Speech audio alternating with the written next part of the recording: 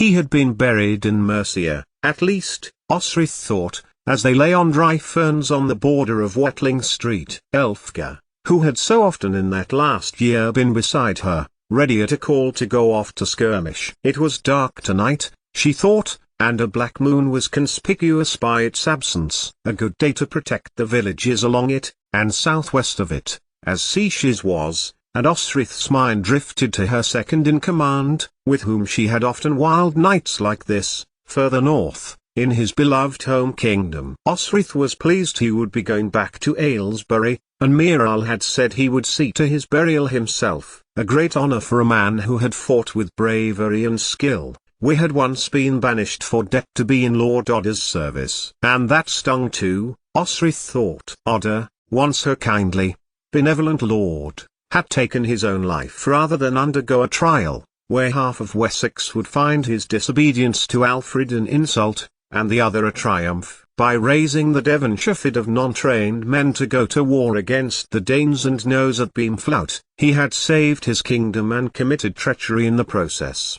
Osrith knew which option she would have gone for, and her mind also suspected that the king had not decreed Odder's actions as welcome, or better, as necessary. For a good reason, Edward had to be married to a lady with connections, and Odder's land, forfeited, now fell into the hands of the very lord who had a daughter of marriageable age. Lord Ethelelmund Devonshire now, and his daughter was Edward's wife. Not his first wife, Osrith knew. And she had been appalled to hear that the girl that Edward had enthused his love for to Osrith had been sent to a nunnery and his twin children taken from her, to be brought up away from Winchester. She drove her mind away from the filthy politics of the south, and counted herself fortunate that she served Mercia and Lord Ethelred. Osrith, with her men, were now his emissary guard in Wessex, but for the fact that Ethelred was not in Winchester currently, Osrith had volunteered her division to work as guards, as they had ever done, alongside Steeper's men. They need to practice, and keep their hand in. Know who their enemy is, Osrith had explained to Elfrith, who had taken Elfgar's place beside her as deputy for her men, and her friend, told her he could not disagree. If you grow fat in Winchester, you will die at the blades of Danes and Norse. Osrith had told them. Oshir, Egelfrith and Elfkin had stared at her wide-eyed as she spoke to them, while her two men of near veteran age folded their arms in mock obsequence as they listened, something which Osrith had taken a while to interpret. It was their way, as if to say, come on then, tell us something we don't know, and were always first in the field, full of battle rage, demonstrating not only that they had listened to her but were doing their utmost to carry it out. And worse, West Saxons will kill more bastard Norsemen than us. Do you want that? They hadn't, and bellowed in agreement with Osrith. She had found out later that Falkberg had been a convicted murderer, and this was his chance to redeem himself for Mercia rather than be put to death when his muscle could be put to defending the kingdom. Leofstan was merely a man who had been taken into Lord Sjöulf's service at the age of 11 and had not yet succumbed to an enemy's attack. He was skilled and benevolent to the younger warriors, always willing to show them what he knew, and Osrith was grateful for his experience. She had also found out that Leofstan was an enemy of Steeper, for he had courted the woman who was now Steeper's wife whenever he had been in Winchester with the late Lord of Mercia, and the head of Alfred's guard, who matched Leofstan for breadth and height, had never forgotten or forgiven him. An owl hooted, and dragged Osrith's mind from her thoughts as a foot appeared beside her, and her heart sank as Elfkin tried to find a comfortable spot. He was a worry to her, though she made an effort to ensure it didn't show. 13, and he had not yet the muscle mass to be able to wield a sword. Osrith, as a 12-year-old female, had been taller and broader than him, and had been able to thrust-fed a sword towards the enemy, to defend the life of Constantine. She made sure the boy had good enough meat and milk, for Steeper had told her once that boys fed this grew strong, but there was no sign of it yet in the lad.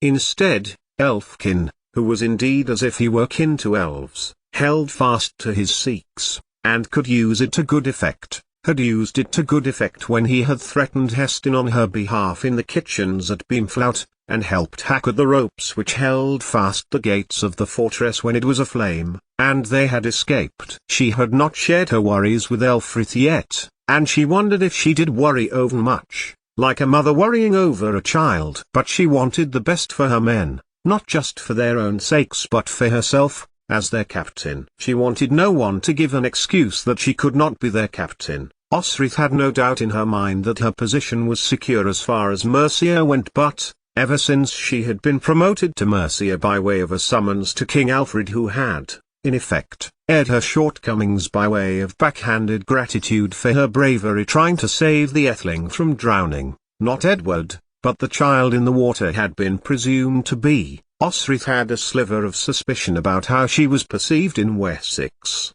But not by Steeper, who had willingly sent her and her company out night by night with his other divisions. There was always help needed on the borders to prevent skirmishes, hit-and-run thefts of both goods and people, and generally peacekeeping. Her warriors liked it, for the villages and towns were always grateful to them of a morning, and they were well rewarded with food and praise. Further, they were good at it, and the raids were far softer than those further up Watling Street. Osrith remembered one night, when they had been at a village not far from Cester, Ogier suffering from 3 armed Danes, or Norse, running at him, with a blow to the shoulder from an axe which might have killed him if it had landed at a more acute angle. Instead, he had come off with a flesh wound, which had healed well but, like Osrith, meant that holding anything tightly with his left hand was difficult. Here, in the south, the more comfortable climate and abundant crops meant the Danes-turned farmers had little need to steal from their neighbors, and raids, though ever a threat, were nowhere near as intense. So they had an advantage, and had never yet failed to drive back skirmishers. A light. The words were whispered to her by Falkburg, who was lying to her left. Osrith pushed herself up onto her elbows to look from the ridge that sat above the town of. It was a good position, not far from where they were guarding, but far enough away to prevent detection, and Osrith regularly volunteered for it with her men, for the reason that by knowing the place well, its streets and its houses and its industry, where its drains were, where its stream flowed, they were more likely to be able to respond quickly, and effectively. Look! Falkburg nudged Osrith again. Ordinarily she would challenge the man over this, but she would have to do it later. The light was indeed disappearing and then reappearing at regular intervals.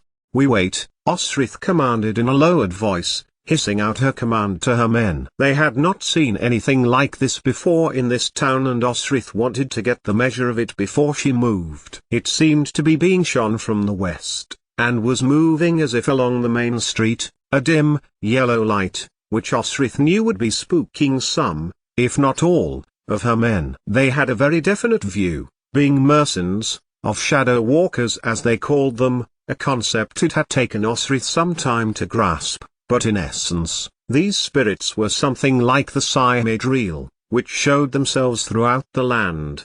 To Osrith, though, this land of Mercia and Wessex felt spiritless, so she did not fear such lights. What she did know, for Elfrith had told her, was that there had once been a marsh not too far west of the town, and Osrith knew that marshes sometimes made lights. Marsh lights, made on their own in this time of the summer, or lights made, somehow, by Danes raiding the town of Seaches, which was far from Watling Street, inside Wessex. When I say, we are to surround the town, Osrith instructed Leofstan, take Ogier and Elfkin, head east, don't move yet, she added, as a rustling began of knees shuffling bodies in the dry undergrowth. Falkburg, go with Eglfrith, go between the Shire Eve's house and the church. That was the centre of the town. Elfrith and I will go west, and we will meet on the green. Challenge any who get in your way. If they prove to be Danes, kill them. And at that, Osrith hurried with Elfrith down the slope towards Seaches, Buey's hilt in her hand. She could hear her deputy's breath to her right, and knew they were nearing the culvert, which brought drinking water into the town. The land swept further down where the marsh once was, and her boots were indeed soon muddied despite the fact the summer had brought little rain for weeks. There, did you see? Elfrith huffed, near her shoulder, as he caught his breath. Osrith had not, and she pulled up fast not far from the church. Had there been a moon shape at all, she might not have caught the little bursts of light over the dark ground, and felt a little relief ease a tension in her mind. She sensed, too, that Elfrith was relieved to find the lights were some sort of phenomenon connected with the marsh. He was as much of a Saxon believer in shadow walkers than any of Osrith's warriors. So, at least, it was not Danes using candles or lanterns to find their way around. But a clash of metalware brought her attention east, and she and Elfrith ran to the center of the town, where Falkberg was standing, tall and silent, with a dead body at his feet. A Dane, the man told Osrith, but with no light to confirm it. She could not be sure. It could be a Dane, or it could be a very unlucky townsperson who had decided to use the Black Moon for nefarious purposes, cursing Falkberg for his impetuosity. Should prove to be a Dane, she had told them. How much care had her eldest warrior shown before attacking? How much could he have, in the still darkness? It was such misjudgment which had caused him to take the life of a Shawl in his hometown, when he captained warriors there under Aldhelm's father, and had led to his conviction, for he could not afford the Wergild. Yet, Osrith clapped the man on the back. He had done what she had instructed him to do, and he had judged the man to be Dane. When dawn came, they would soon know. We wait, Osrith instructed, and her men sank down onto the dry grass that was, in effect, the village green. After a while staring at the dark shape that was the dead body, Osrith joined them. Be alert, there may be more, she instructed, hoping her words conveyed that she expected the man to be a Dane. After a few moments, she relaxed further. Anyone out at night should expect Wessex warriors to be about. They had been for months, so they took the risk. A flimsy justification, she knew, but justification nonetheless, and Osrith would take that line with steeper, should it come to it, and the Wessex treasury would pay the compensation. If it came to it. Do you have more of that story, Elfrith? Osrith asked, when their sitting in silence was getting to be more than she could bear. About the two mercenary men who were traveling to meet the elves?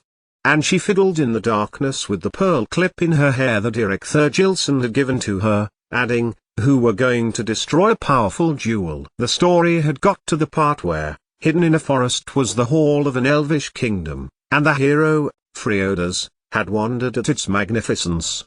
And, as dawn replaced night, with a clear, warm promise, Osrith's mind was soothed with the words of her deputy, as he told the story of the evil jewel, and felt the satisfaction of success with her men, that she had proved she could lead them as well as any other captain, Mercian or West Saxon, and her care to find and ingratiate herself with her brother had long since waned. Too, she had occasion to visit Boker's wife, Thyra, who had welcomed her to their home and spoke to her of her happiness with her husband. Though Osrith had felt the conversation stilted and trying, Thyra knew she was Utard's sister, and would gladly share that with him. Osrith felt, and indeed, she felt more pressure adding to this when Boker had, on her last visit, taken her aside and implored her to give up the army. Which is why border guarding suited Osrith, for she needn't be in Winchester, unless her company were needed by Lord Ethliard, which they hadn't been, up till then, and she could drill her men with the luxury of time, and they gained confidence and prestige in their little wins each time they were lauded by the towns grateful for their presence. The dead man was indeed a Dane, and the Shireve by the name of Osbald came out to Osrith and her men to personally thank them. He, and possibly other Danes, had been stealing farmware and livestock. Osbald suspected that the disappearance of 3 children one night 3 months before had been at his hand. Osrith had examined the Danish man's face, looking to see if she recognized him, but she didn't, and she took Osbald to one side and advised him to burn the body. Burn him? Osbald scoffed, looking to the Dane, and then back to Osrith. We will hack him to pieces and string him up by the roadside. Then, our presence will be known. It will be known that you are garrisoned. It will be seen as a challenge if, as you say, he had accomplices, and may have already carried off children for slaves. Burn him, and his kin will not know what happened to him, and, it will make them weaker. But the middle-aged Shireve scratched his chin, and his face closed down. "It might be what you do in the north of Mercia, or wherever it is you are from, speaking like that, Captain," he scorned, "but here in decent parts, we want to know our enemy has been defeated." And so, against Osrith's advice, the Shire Eve went about happily dismembering the body of the Dane as his townsfolk watched on, cheering and yelling in triumph. She could not blame them, really, and Osrith returned with her men to Winchester, as Elfgar continued with his story, which involved a stunted, ferocious race of men who raided borders and attacked good lands, driven on by a sorcerer, who had bred them for that purpose, and how the plucky kingdom, like Mercia, which stood on the border of this terrible place, suffered, and fought and avenged its people. They liked the story, and it sped the miles under their feet, until at last the Ridgeway was in sight, and they were a day from the capital of Wessex. 88,888,888. Steeper was pleased, and announced that they would return to Seashires after harvest was in. They had some rest time with good weather being early August, which pleased the men, and she had Elfrith warn Leofstan that she wanted him alive, and to avoid Steeper as much as he could. And Osrith returned to the place she slept. The room she had, which was stone-built and near the east of the city of Winchester, belonged to an elderly widow with a good deal of sourness and who required a high price of rental. Silver had been provided, generously, by Ethliad, for her to sleep away from the men, and that was all she did in the room, whose rent she had to supplement with her own, to the widow, who took it meanly from her, as if she were doing Osrith a favour. So she would go there to sleep, rise, cross down through the marketplace and across to the palace each morning, meeting with Elfrith as the men woke, and they ate at the kitchens before training until noon. This had been the arrangement since they had returned to Winchester, and between border guard duty and sword training, where her men fought with the Wessex warriors, and were bringing on the young boys sent to the palace that year, Osrith was at the palace with her men, so she could be seen, and see.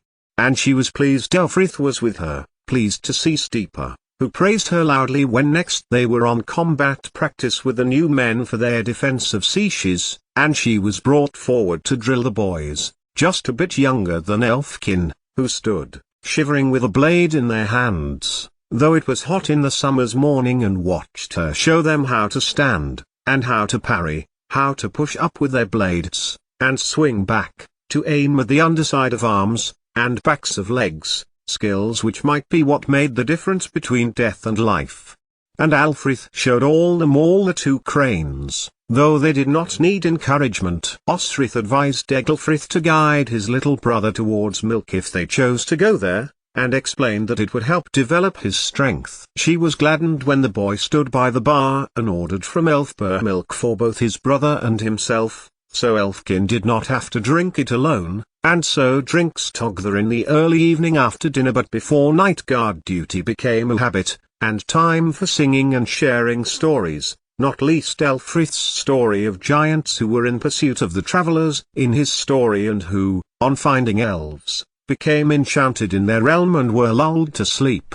They all laughed when Elfrith brought his hand down hard on the table, when he told of the travellers falling out of the branches of the elven trees and into a river, as Elfkin started so violently that he knocked over his own drink as well as those of Oshir and Leofstan. Life was peaceful. It was good, at Winchester that summer of Osrith's 17th year. Balmy, high summer days were on their way, and all life busied itself working towards harvest as if one person's role intertwined with another unconsciously, symbiotically, as plants growing beside one another depend on one another for light, for soil, for nutrients. People prepared ground, cleared storehouses, sharpened scythes, for many of the people who lived in Winchester would double up to work on the land. If they were not, everyone had much reduced food that winter, and risked starving. It was peaceful without Ethelfled at the palace, had seen nothing of Ethelwold, and Osrith was gladdened that Edward was growing strong with Steeper's training. He stood by Osrith one morning, when she was going through the training routine with the youngsters,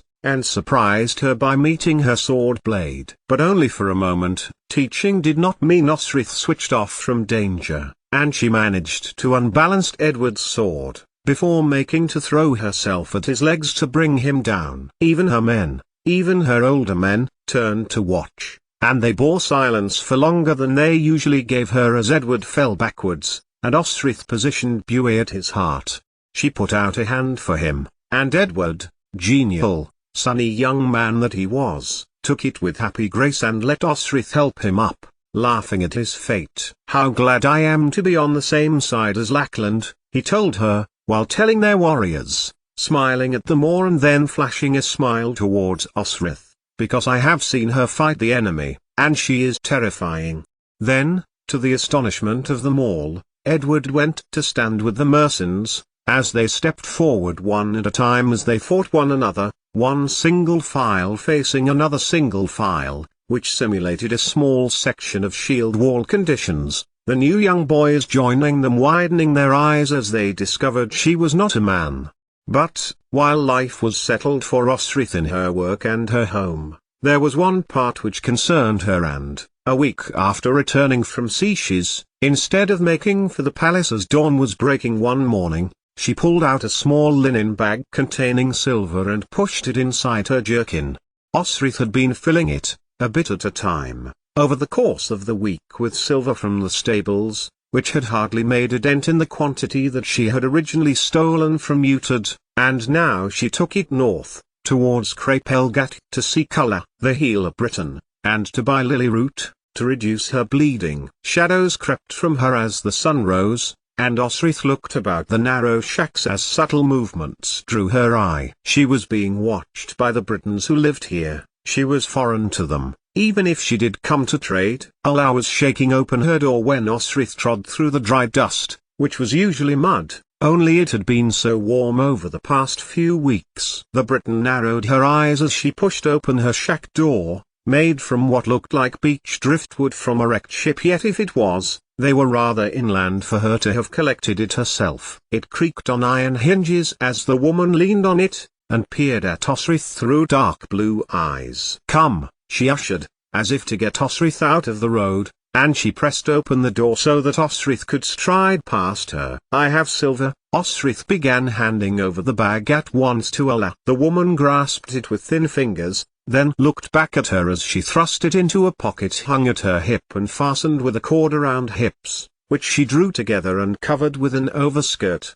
"So I see." Beside her, a pot was on the simmer, and the wood looked fresh laid. A back door was being propped open by wedges of wood so that most of the heat could be drawn out. The woman was in a hurry to prepare something. Probably she always was, for maybe her supplies came sporadically and demand might be higher at different times of the year. In a summer, Osrith speculated, desperate farmers' wives might seek her out for sunstroke remedies or something for scything accidents. Winters might bring similar women, as mothers, for mustards for children's chests to ward off the cold. The usual, Osrith pressed. "Lily root, Danzy." Allah looked at her carefully, as a thump from behind her drew Osrith's attention. Ignoring her, Allah turned, and pulled aside a cloth which hung from the main beam of the hovel, separating the main living section from the side, and something which Osrith had not noticed in previous visits. A pair of legs stuck out onto the ground,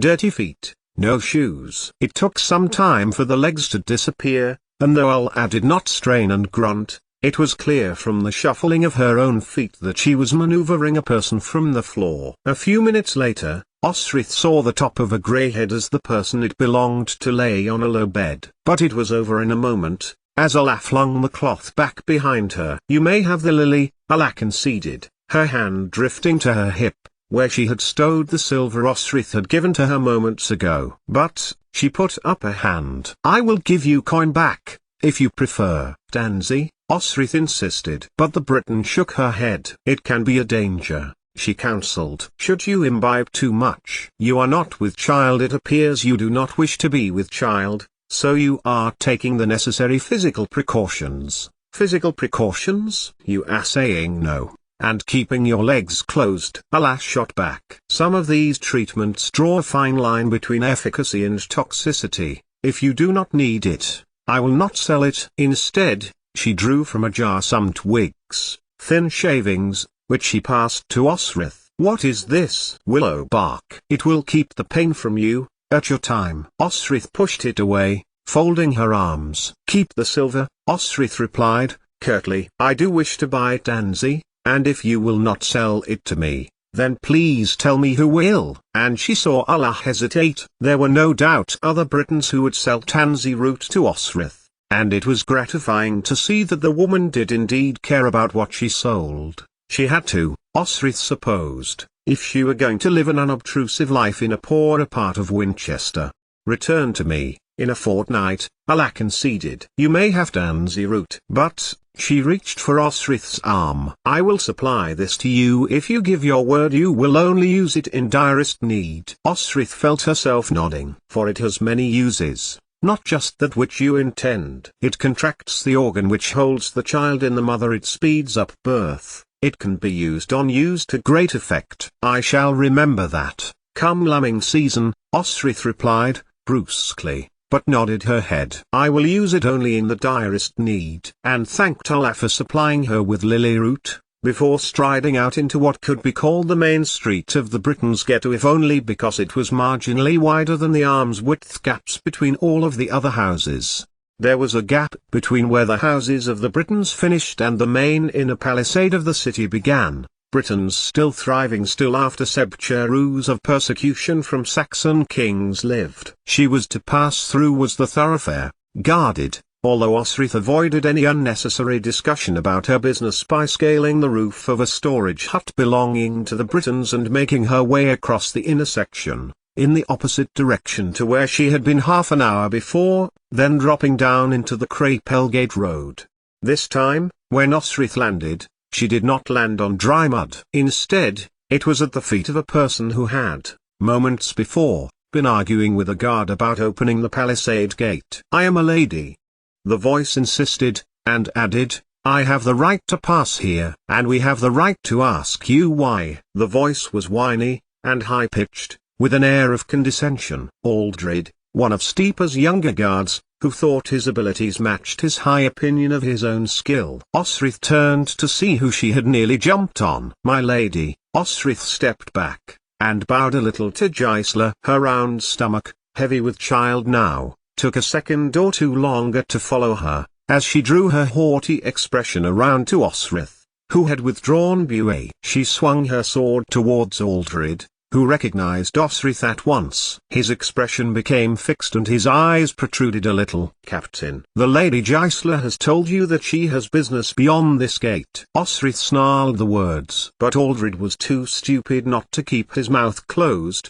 and he looked back to Gisela. "But, why?" Osrith stamped over to him, and let the sword blade touch the skin of his neck. "That is her business. As you can see, the lady is great with child." Now, Osrith rounded on the young man, whose comrade had taken a step back, and was staring at the hapless guard. "I do not suppose you wish me to take you to the Lord Utah to explain why it is his wife cannot pass to gain, clearly, comfort in her condition?" The man shook his head. Osrith edged Aldred back with the flat of her blade, and nodded towards the other guard, who unlatched the gate. She noticed that Gisela's stern expression had a glimmer of humor in it, and she upturned the corners of her lips slightly as Osrith held the gate open for her. "My thanks, Captain," Gisela nodded, holding up her skirts as she trod the mud dust, as Osrith had done half an hour before. "Now," Osrith said, resheathing Buay, "you will let the lady pass back into the town when she is ready." But Aldred's face turned to one of indignation, and he bore down on Osrith. "Who do you think you are, whelp?"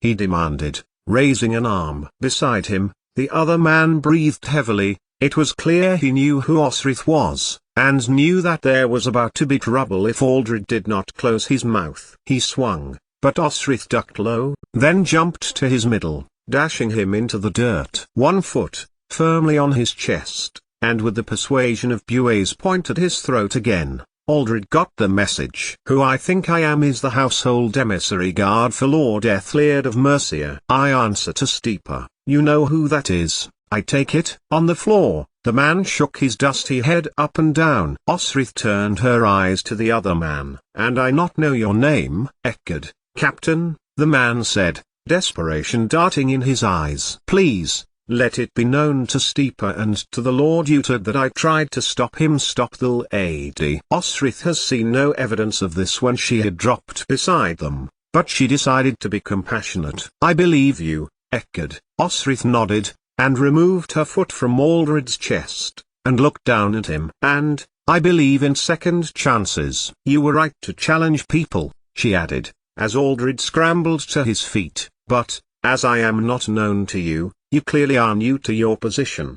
But, Aldred was about to protest, but Osrith held a hand, palm out towards him, and he broke off. And you never challenged the Lady Gisela, she finished, as if she were back teaching in the monastery at Doia to the Uineal children, going through a Bible lesson. She took a step back, and Aldred returned to his position on one side of the gate, Eckard, the other side, giving nervous glances over to Osrith every so often.